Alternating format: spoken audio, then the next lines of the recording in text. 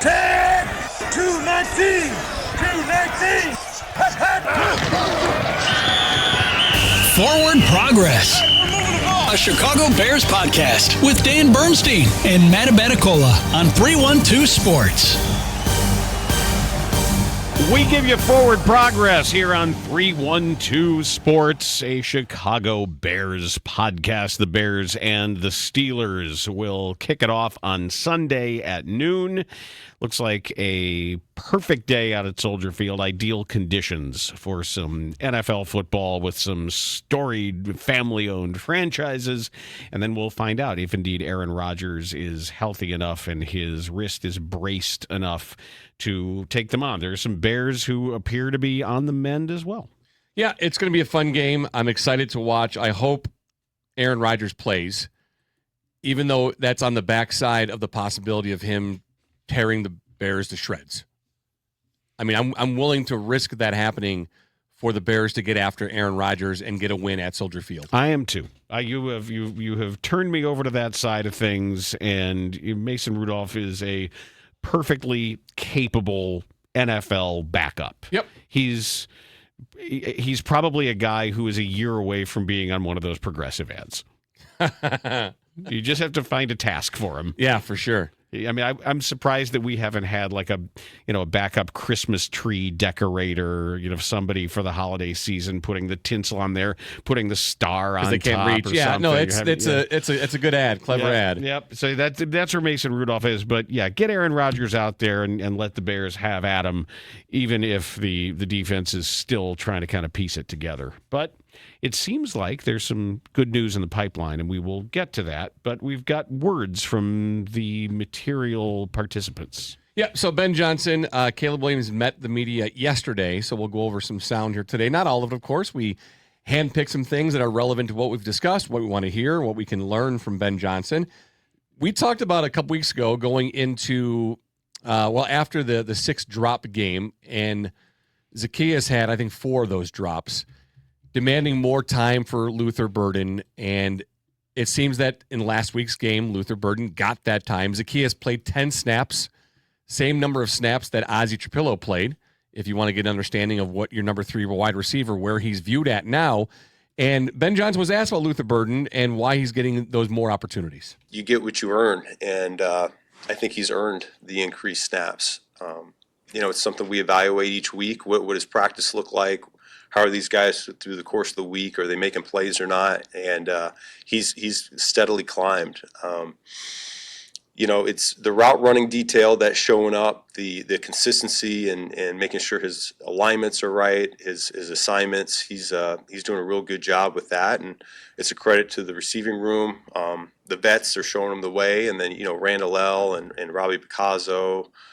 They do a great job meeting with him and making sure he knows what he has going on, and so he understands that. And as a young rookie, I think he's progressing nicely.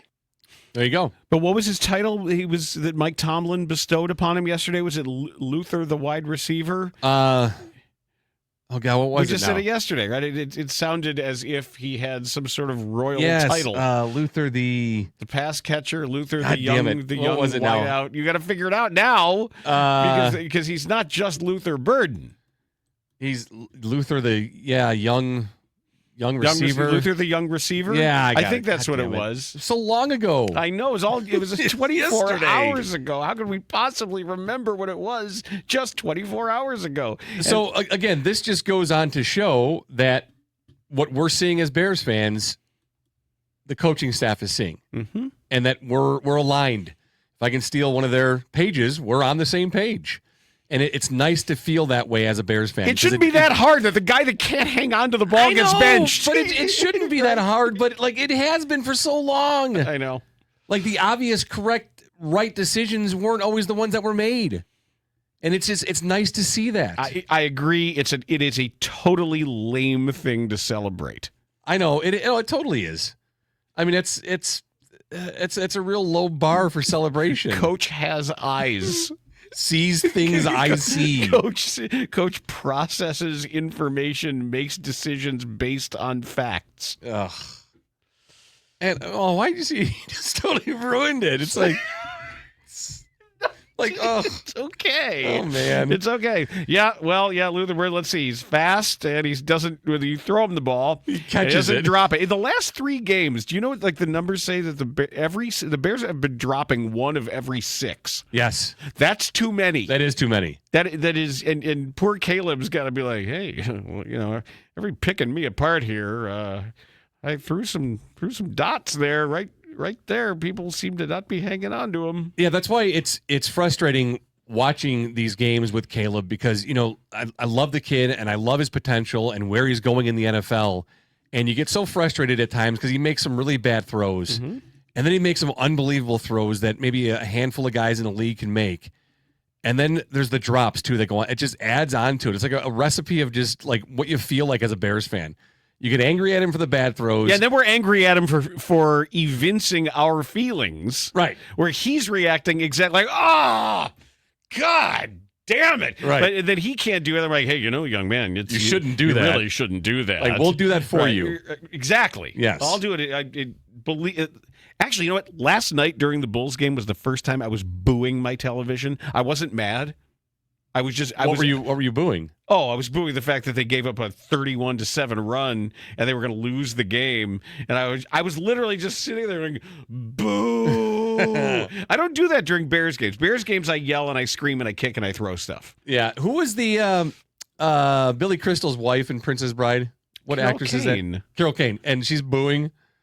Remember she's booing. You're confused. No, she's booing. No, she's not. Princess Buttercup. No, she's not. That's not Valerie. Oh, it's not? No, that is. It's a different character. Boo! Yeah. Boo! That's the right. queen of filth, the queen of putrescence. Yeah, Boo! Not his Boo! wife. That was the dream she was having. Yeah, you're exactly right. That is not Carol Kane as Valerie. But is that how you were booing? Boo! Boo! No, mine was kind of lazy. I was watching him kicking the ball all over the place. Nachos are flying out of your mouth. And, yeah, seriously, watching Donovan Clingan like the golem, and I'm just going, boo! It was so bad. And then, they win and fine. All right. Then there was a question of our head coach, Ben Johnson, on the Steelers pass rush. What are your talking points this week for your quarterback? Yeah, I mean, they got some werewolves on the outside. That's what that shows up. They have some of the between 56 and 90. I mean, it's some of the best first steps I think you'll see in this league. And so when you have both sides that you're concerned about, that's where you got to be pretty creative as a play designer to make sure that they don't affect the game in a negative fashion. So, I think those guys, they hop off the tape immediately, both in the run game and in the passing game. Like I said before, it's a physical unit. They do a great job in the inside, clogging it up and not allowing you to get them off the line of scrimmage. And then those guys on the edge, I think they do a phenomenal job and put a lot of stress on the quarterback. So we got to be very disciplined in the depth of the pocket. From a quarterback perspective, make sure we're not getting too deep because they can run around and tackle in a hurry. It doesn't matter who you are in this league; they're darn good players. Werewolves. Yeah, that's a new one. Werewolf. Yeah. Werewolves of Pittsburgh. That's what I was waiting for. Yeah, there Thank it you is. for delivering. You're waiting for it? Yes. I saw a werewolf with a Primanti Brothers menu in his hand. Yep. That's what I was waiting on. Thank you for walking through the strip district in the rain. Yep. There it is. I knew I could it. count on you. I like it. He was looking to get a pepper and egg sandwich. So we'll talk about a little bit later here in the podcast about quarterback pressures.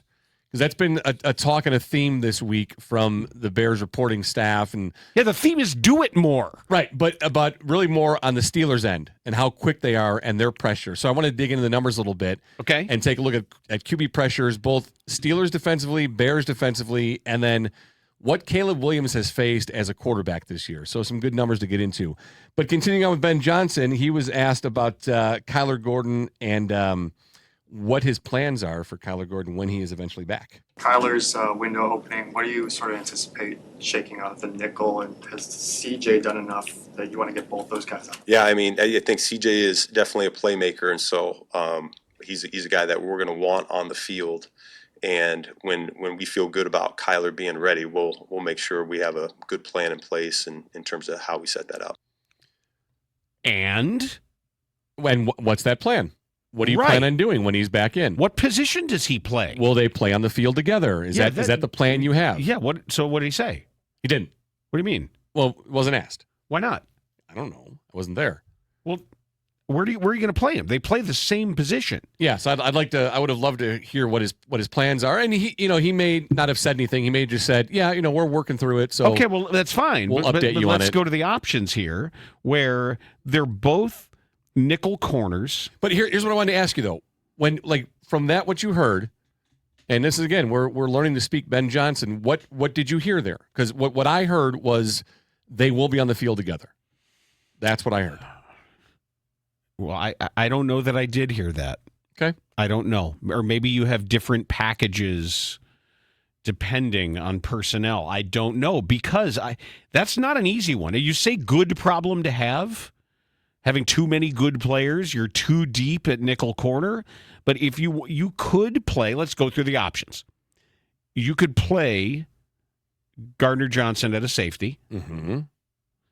You could put Gordon at a boundary corner. You could.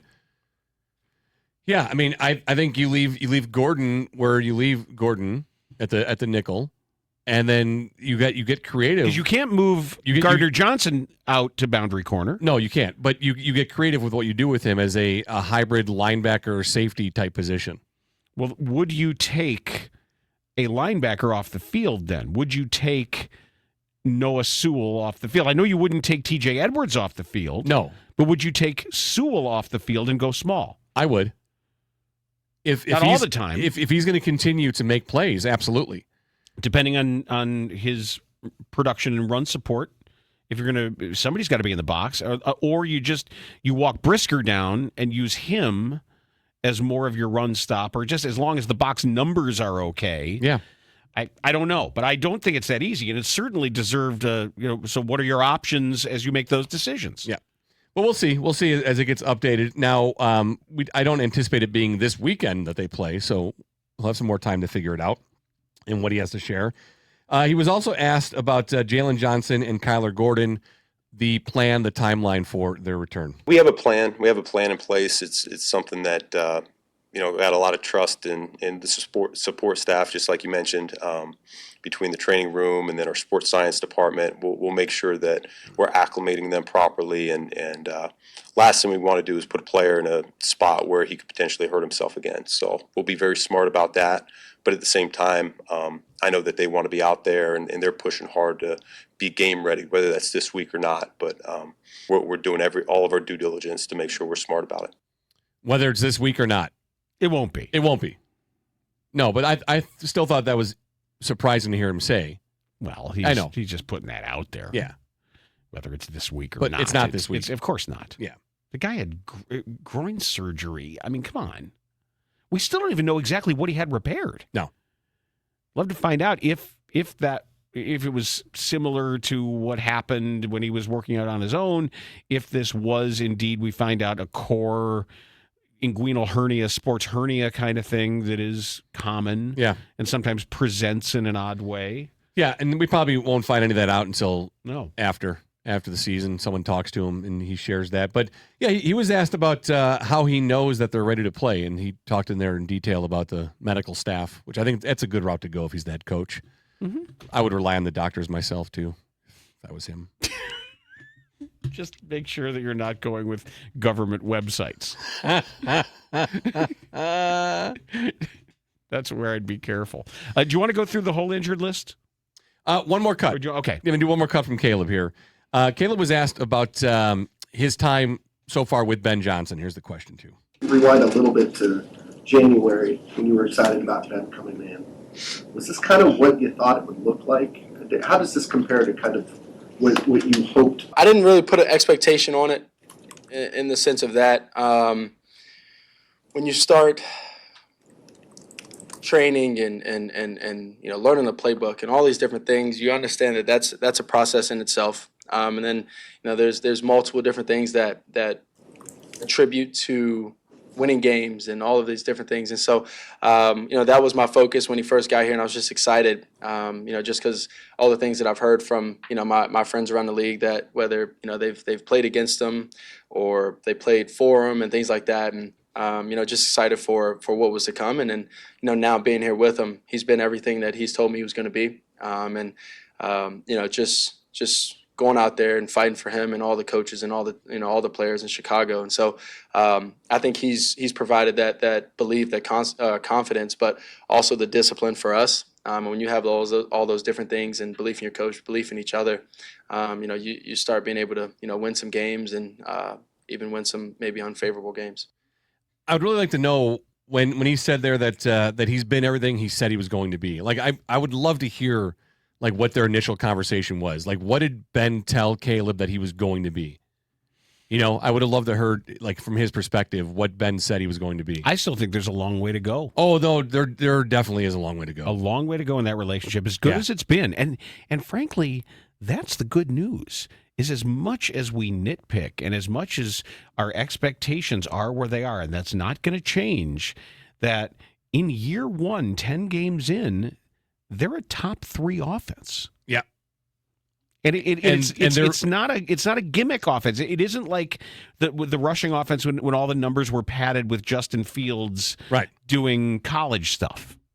It's not like that. No, it's not a gimmick offense. It is a legitimate NFL offense, and they're barely clicking on half their cylinders, and they're still doing these numbers. I think we're firing on cylinders. Are you firing? I think. Yeah. You fire your cylinders, don't you? I think so. Yeah, and you fire your bad employees too. I think we're firing on all cylinders, and we're either things are clicking. That's a good thing, or they're not clicking unless it's a shoulder or your knee. You don't want a knee to click. Oh God, I walk up the stairs. It's like popcorn.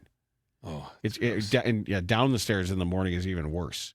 Like they're barely firing on all cylinders and cinder blocks also, too. Yes, you also got to fire on all. You got to fire on the cinder blocks and cylinders and all the other shit too. As long as they're on the same page.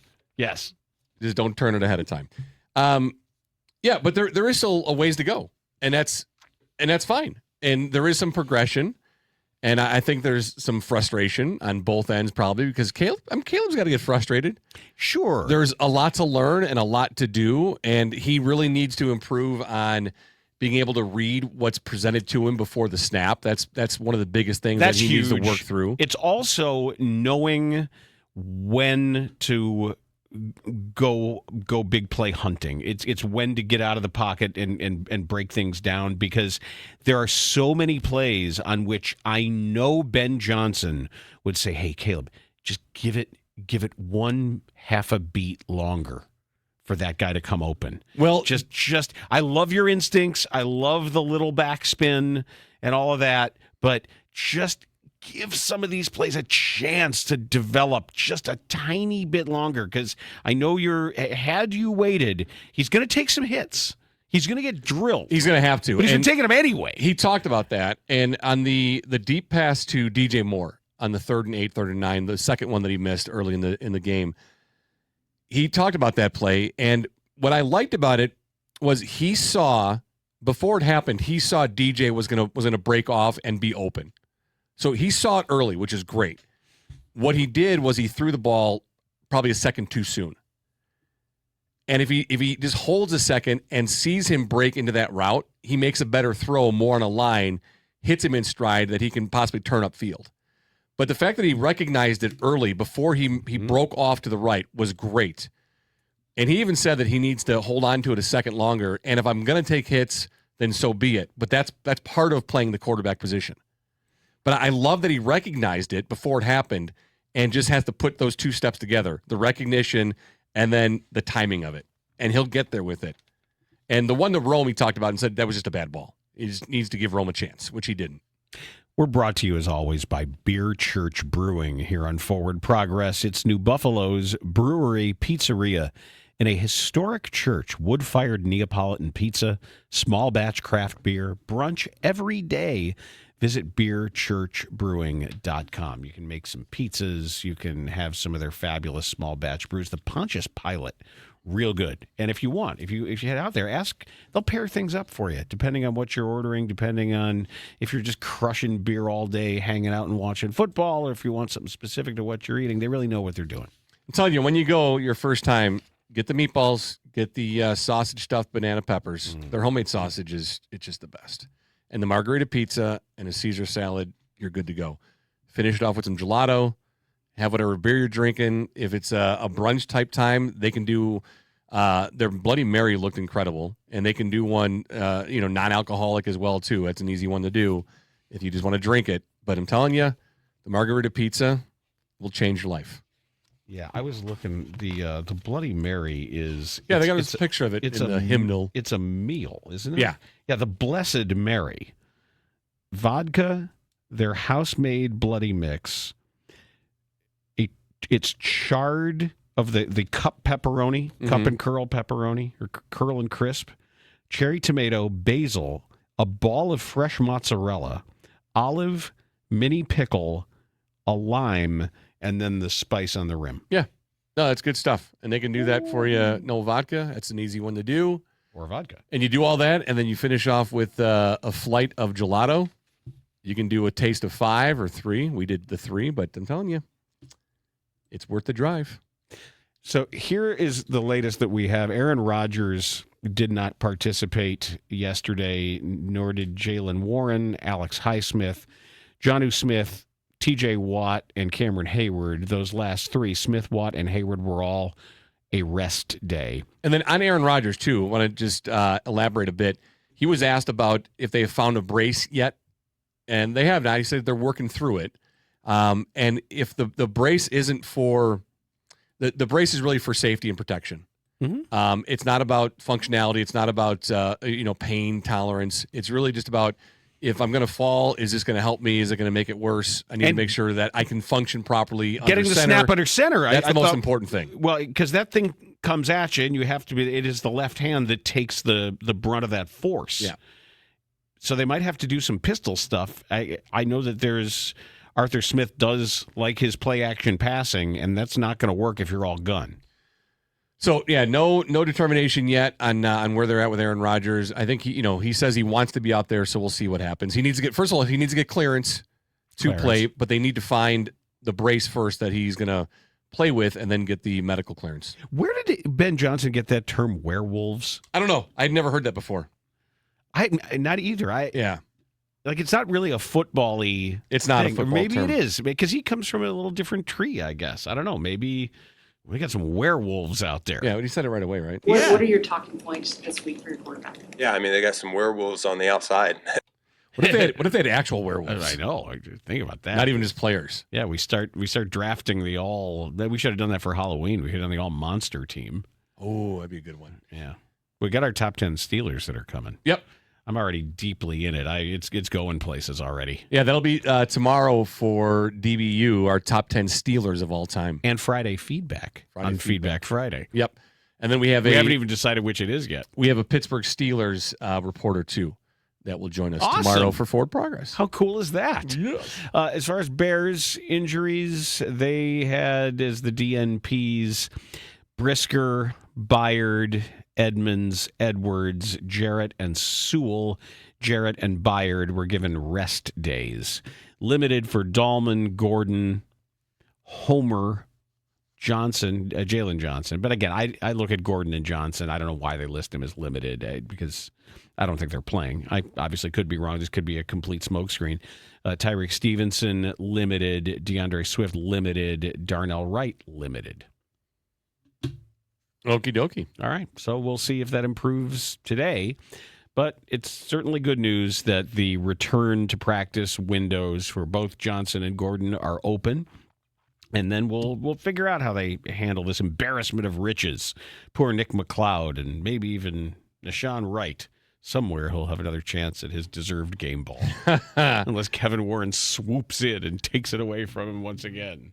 All right, it's so his birthday. Looking at some advanced stats about defensive pressure. Do you want offensive numbers first? Or you want to look at defensive numbers? I put you in complete charge. If you're the one that's then. been doing the research, I trust your instincts when it comes to how you're going to walk me through this. All right, let's look at team defense then, because a lot has been made about the Pittsburgh Steelers and their ability to get to the quarterback quickly. So just lots of different advanced numbers here for NFL teams. The number of times that they've blitzed. The Pittsburgh Steelers are third in the league with 136 blitzes. Well, they're not going to see more than 67% of the time, which is what they saw last week. Right. 67. 6-7. That's Ben Johnson's thing. Yeah. Where is that at? Blitzes. Yeah, so the Steelers are third at 136. The Vikings are number 1. Falcons are number 2. Okay. The Bears are 15th at 89. So next advanced stat, blitzes per drop back.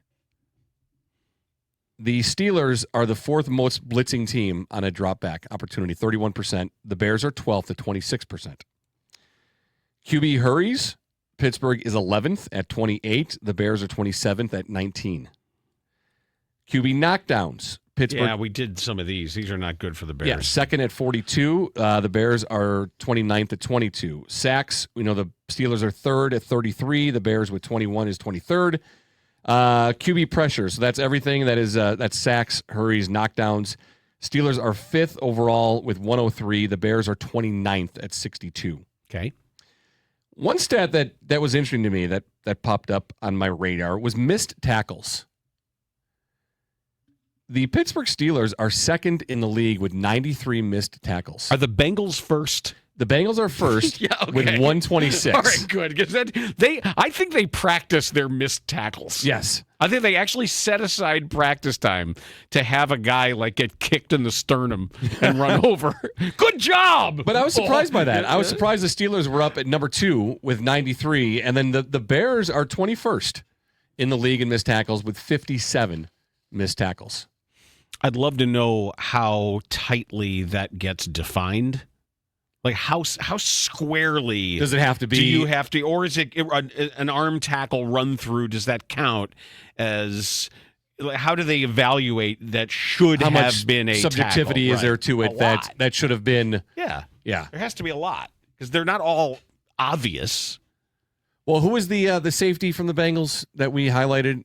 He kept talking about how it wasn't his fault and he was in the right place, and everyone else. And he had like 12 or 15 missed tackles that game. Yeah, you were all over him. I know, but he's like, "What on me?" Talk to my teammates. Talk to the rest of them. Yeah, talk to them. They were all misaligned. I was good, even though I missed 12 tackles. All right, so looking at it from an offensive standpoint, and Caleb Williams, how he deals with pressure and what he's experienced so far this year through 10 games as the Bears quarterback. So there's a stat called pocket time. The guy you're looking at, by the way, Jordan Battle. Jordan Battle, yes. Number 27. Pocket time. And pocket time. Stop. Pocket time. That's it. Okay. And pocket time is? Pocket time is the time between the snap and the throwing of the ball or the pressure that collapses the pocket. Okay. So this could be a positive thing for a quarterback that he's quick to release the ball. Could be that your pocket collapses quickly because you have lack of blocking, or you hold the ball too long. So a lot of different factors. Sure. The differential between the worst and the fastest is 0.5. But that's a lot. So 2.6 is the worst. 2.1 is the quickest. It's 2.2, so it's actually 0.4. Tied for first with the slowest pocket collapsing time or slowest time to release the ball is the Bears and the Eagles at 2.6. So I think that's a product, obviously, of Caleb Williams holding the ball too long. He's had pretty good protection for the most part. Mm-hmm. So that is a byproduct of him holding the ball too long. You would, if you were just talking about not total time before release, but time in the pocket, I would guarantee you Ben Johnson wants that number to come down significantly. Yes. So who's at the bottom of that list or the top of the list, depending on how you want to view it? I know Rodgers is getting it out faster than he ever has. Aaron Rodgers is number 1. That makes sense because so if you look at what is sacrificed there, there is an equal and opposite reaction to that, because that, my guess is, his average depth of pass is also very low. It's very low. It's got to be under 10, under 12. It has to be because you're just not giving your guys enough time to get far enough downfield. Yeah, he doesn't want to get hit. All right, number of times blitzed for Caleb Williams. He has been blitzed 103 times, which is the 9th most in the NFL. He has been hurried 47 times, which is first in the league. Okay. So that's not a product of him holding the ball. No, that's bad blocking. Yes. And he's number 1 at 47. Times hit, he's 26 in the league at 21 times. Times pressured. So, again, that's hurries, hits, and sacks. That's 12th in the league at 84. He has been pressured on 23% of his dropbacks. And now scrambles. Now, scrambles are defined as plays where the quarterback runs on a designed pass play. He scrambles 27 times, which is 8th most in the league. 8th most in the league. So looking at that number, because I thought this was pretty interesting. Number 1 in the league on scrambles on designed pass plays, the New England Patriots with 44. The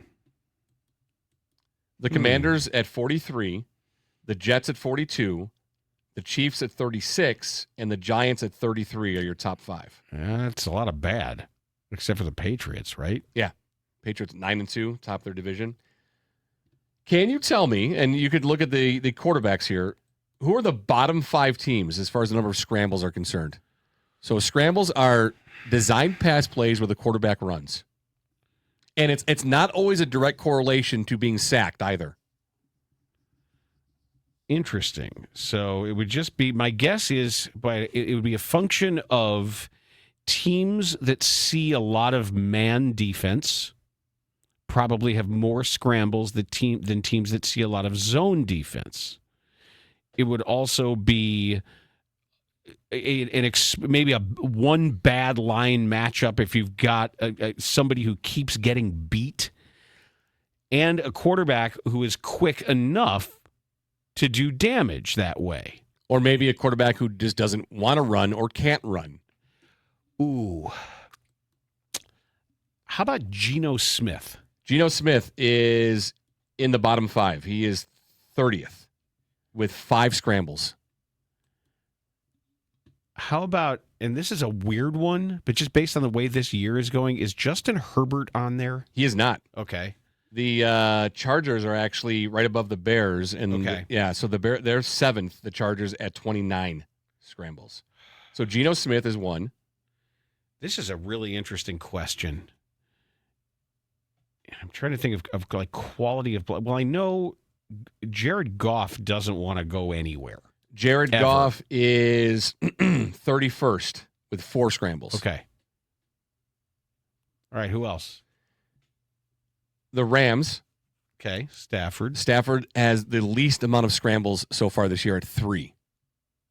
And then at 5, we have Geno Smith. At 7 is the Pittsburgh Steelers, Aaron Rodgers. And also at 7, to round out your bottom 5, or top 5, depending on how you want to view it, Frankenstein's Monster and the Cincinnati Bengals at 7. Now, we saw him take off for one against the Bears. He had like a 13-yarder, didn't he? Yeah. 11. I think it was 11. And he's still out of breath. Yeah. Right now. Still taking the tank. He's in an oxygen tent. Yep. So so it's the Bengals at 7, the Steelers at 7, the Seahawks at 5, the Lions at 4, the Rams at 3. But I mean, that's an insane. Like when I saw 3 scrambles, 4 scrambles, 5 scrambles through 10 or 11 games, that's crazy. But it's not necessarily bad. No, it's not bad at all. Especially looking at what the Rams are doing. You've got to trust in somebody understanding that.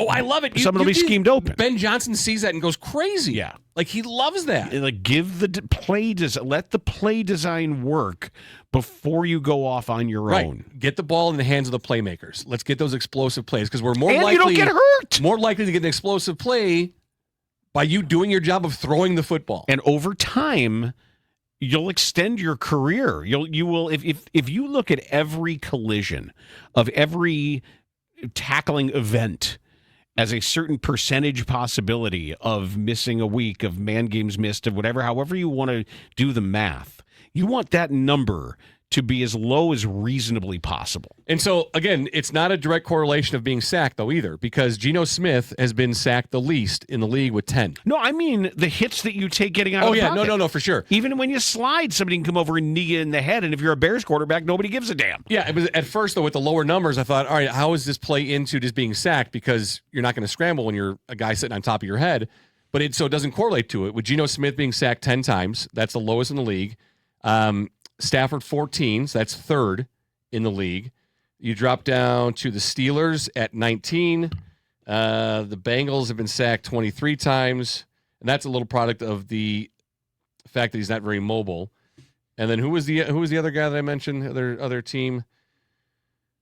What did I say? The Rams and the Bengals, Geno Smith and the Raiders. Oh, Lions. Golf and the Lions. Where's the golf at? 20 times. So he's up towards the top half of the league.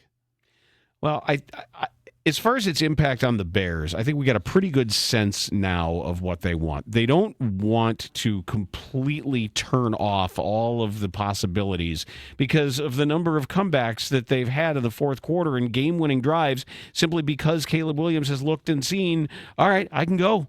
It's there. I can get it. If it means getting a first down, if it's a drive extender, or you caught them in man and you just see grass and you can go. You don't want to do it just to do it, and you don't want to not do it to not do it. But I think that is where they're still working on an unspoken, like a tacit understanding of when it's okay and when you've got when your internal meter also is aware of, give me one more second for this guy to break free, or for me to have a throwing lane. It isn't just what's happening down here. It's also, he's got to calculate, I've got a defender here, but I might be able to take a step and throw a guy open because I now have a way to release the pass. Yeah. Yeah, and there's such a fine line in, a matter of less than a second to make that decision of, hey, I was half a second late in releasing the ball, or if I held on to it a half a second longer, it's going to complete a pass. And such a fine line to learn the differences of the two. One comes with taking the extra hits, too, at times. But we heard Ben Johnson talk about that last week, that Caleb needs to hold the ball a little bit longer even when the house is on fire. That's the phrase he used. So, yeah, it's collapsing around you, but half a second longer, not even a half a second. Hold it just that one step longer and then release it. You might take the hit, but you get an explosive play out of it. An ideal play design accounts for the possibility that the house is on fire. Yeah. And I do think that some of these guys, that some of these like precious play designers have in their chain of events, in the flow chart of the play, he's looking at so many of these plays where they didn't get to. Maybe they go 1, 2, 3, and you think you didn't give 3. We had 3. Right, 3 was there. We had it, but you didn't give it enough time, and you bailed after 2. Or you didn't get back. You can look back depending on how much time you have, and it may be because Theo Benedict got turned around and he's spinning around like a top. Yeah, it may have nothing to do with Caleb at that point. It. Yeah, because there's guys running routes. There's a lot of moving parts to it. So and it's encouraging to think, even with all that going on, they're still scoring at a rate that we really haven't seen from a Bears offense in many, many, many years. Yeah, because what is it? It's 2 games now out of 10 that they haven't scored 21, at least 21. Last week being the second at 19. Mm-hmm. And they still got to win. Yeah. Still got to win with a fifth come from or late drive to win the game. 5 out of 10. And and I was thinking about that with Caleb today too. That's just part of his character as an athlete. Being resilient. He doesn't succumb to failure. He doesn't get lost in his own head. Like, he's not afraid to make a mistake, and it doesn't derail him at all. And that's an attribute of his character as an athlete. I also think this year something else has happened where sometimes the hardest thing for somebody in his position is to say, I don't know, or I don't get it. And you teach this to your kids about advocating for yourself in class. And sometimes it's okay to say, can I see you after class? Because this isn't it's not working for me, clicking for me. Like something I'm not quite putting something together. You're not firing on all cinder blocks, and you don't. And it's not a sign of weakness; it's a sign of strength. Yeah, for sure. To know what you have to work on, and when you're the number 1 pick, and you've got every private coach in the world, and sometimes it's easy to say, "I got it," and then you get home and you're like, "Oh, geez," but a proper working relationship allows him to say, I need to see it, or I can learn it. I just have to learn it a little differently. And they've got every tool at their disposal to do it. Right. And I can't wait to see what it looks like when it is working. Yeah, no, I'm excited. Excited to see this develop and grow and continue to evolve. I keep thinking it's any week, too. I really do. And remember, I know it's non-linear. I know they're not going to wake up one day and it's going to be there. But especially when you're seeing a lot of blitz, that means you've got opportunities. Recognize not just the hot, not just the immediate, oh my God, I got to get it out of here, but recognize, all right, well, if they're coming, now I have to be more aware of maybe I'm going to get clobbered, but we're going to score. Yeah, and I think it's understanding, and you could look at it and say, well, you're being too critical of the quarterback. They're not going to be perfect. They're not going to do everything correct every time. But as they grow and develop, those misses should be less and less. That's the point of it. And the great ones are pretty damn close to it. Right, but it's still going to happen. They're still going to have a bad throw. They're still going to miss a throw, but they're less often. That's the whole point of it. He's never going to achieve perfection, but he needs to get, less and less missed opportunities. Yeah, his completion percentage last week, that's not going to cut it. No, it's not. And he's nowhere near the 70% that Ben wants. And I know a lot of that, plays in part with the drops and could filter through that and see where he sits, but I still don't think he's close to 70, even when you take the bad stuff out of it, that's out of his control. And we talks about effective completion percentage. It's different than just what you see. What you see, yeah. Because, they've got ways of making sure it's a little more fair as they advance it statistically. And like we say, maybe this is the week, but I don't know. Beware the werewolves. Yep. Beware. They're coming. So that's what? Silver bullet? What kills a werewolf? Coors Light. No, isn't it a silver bullet? Yes. Because they don't care about the crucifix. They don't care about the garlic. It's a silver bullet. Okay. Don't you remember that? What was that really bad? Was it 80s movie when one of the Coreys was in it? And it's not a Silver Bullet. No, it's a great movie. Oh! I thought you were going to be talking about Lost Boys. Oh no, Lost Boys is the vampires. But wasn't Silver Bullet? He's like in a wheelchair. I don't know. One of the Corey kids. Yeah, I mean they got some werewolves on the outside. Yeah, it says the most common method to kill a werewolf, a silver bullet or a weapon made of silver. Yep. Other methods in folklore and modern fiction include weapons made of certain plants like wolf's bane and mistletoe, or even pure iron in some older Germanic tales. Yeah, so if you do see a werewolf and you happen to have mistletoe, if you go up and try to make out with it. Yeah, kiss the werewolf first. Yeah, and then you could stab it in the heart with a silver stake. Ooh, that's kind of gangster. Yeah, I mean they got isn't some werewolves on the outside. Now this says don't let them in. In some folklore, no, that's vampires, right? Well, yeah. Well, vampires they can't come in unless they're invited in. Right. Yeah. Or were you quoting Werewolves of London? Better not let him in. No, I was because he said they're on the outside. And I said, what's a good place to keep them? Little old lady got mutilated late last night. Don't let them in. Werewolves of Pittsburgh again. A werewolf might be killed, according to some folklore, by luring it to a place that is dangerous for it, such as a specific location or a body of water. Or the working end of a shotgun. No, I'm not buying that. That you can't. You don't think you can drown a werewolf? No, they probably swim okay. But yeah, I don't know if they're known as good swimmers though. I will show you an actual. We were pulling up to a spot in Reindeer Lake in Saskatchewan. We were pulling up to a lunch spot, and we saw what I thought was a deer. I didn't know what it was. I saw an animal in the water. I just saw a head sticking up, and we're like, "What is that? Is that?" And as our boat pulled up, a huge wolf swam out of the water. Oh, really? Right up to our spot and ran into the woods. Just reading this now. Timber wolf. Wolves are known for their endurance and swimming skills. Yeah, I saw I didn't know that. I saw it. We pulled our boat right up next to it. I actually have video of it. Yeah, so if a wolf can swim and humans can swim, a werewolf can swim. Right, because it's sort of the combination of both. Although, it's a hybrid. Yeah. I will say that there is some... I wasn't sure about American Werewolf in London, which is a great movie. David Naughton, Griffin Dunn, a young Jenny Agutter, and you get to see her naked. And he turns into a wolf. And the werewolf is, he doesn't become a wolf man. He becomes an actual wolf. Yeah, Wolfman's a different thing.